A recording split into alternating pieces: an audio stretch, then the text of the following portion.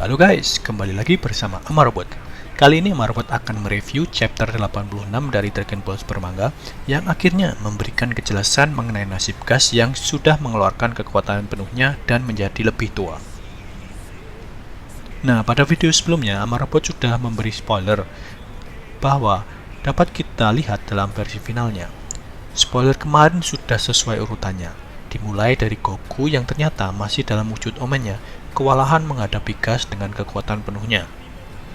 Dari lanjutan spoiler kemarin, ternyata setelah Goku terperangkap dalam tornado gas, dia tiba-tiba ditembak dengan ki oleh gas.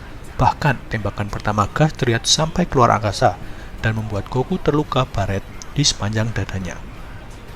Mungkin kalau Goku di sini tidak dalam wujud omennya, dia bisa saja terkena telak serangan itu, karena dia lengah, seperti saat dia lengah diserang oleh Sorbet saat dia melawan Frieza dan ditembak telak ke arah badannya.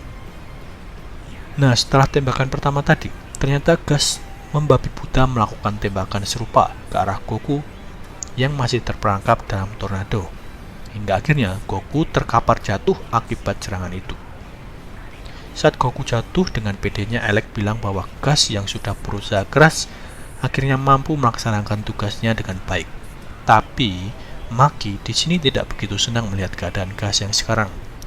Oil pun juga mencemaskan hal yang sama karena melihat gas tampak sudah sangat menua seperti kakek-kakek. Di lain sisi, gas menggunakan kekuatan mirip Goku saat menghadapi Moro dengan membuat tangan raksasa untuk memukul Goku.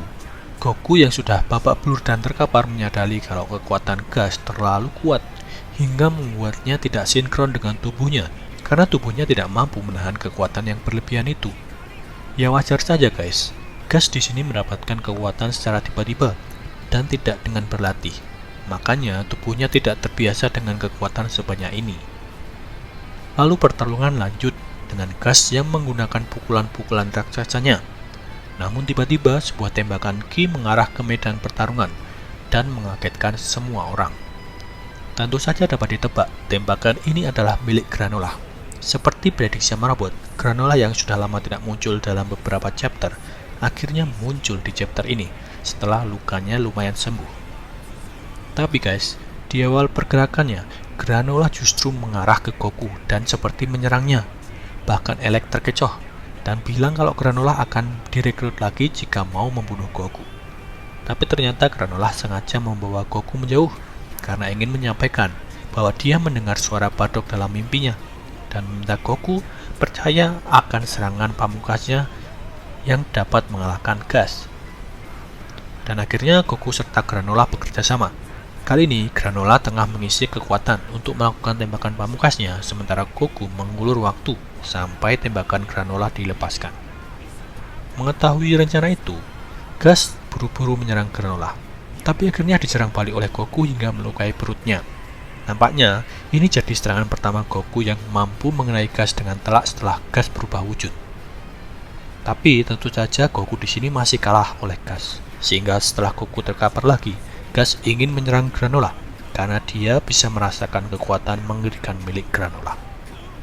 Tapi ternyata Goku yang sudah terkapar mampu membuat perisai untuk melindungi Granola.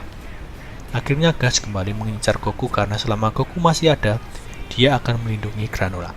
Tapi tiba-tiba, saat gas akan menyerang Granola lagi, akhirnya Vegeta muncul dan menyundul gas hingga membuat gas terkapar. Lalu dia menyuruh Granola untuk bergegas. Sebenarnya menarik sekali ya guys sampai di sini. Ternyata kedua Saiyan ini bekerja sama dan saling membantu agar Granola bisa menyelesaikan jurus pamungkasnya. Namun ketika gas terkapar ini, Oil dan Maki gantian akan menyerang Granola. Tapi dia dihalangi Monaito dan dibuat tertidur dengan kekuatan hipnotisnya. Hingga akhirnya Granola pun sudah mengumpulkan semua kekuatannya dan siap menembak gas.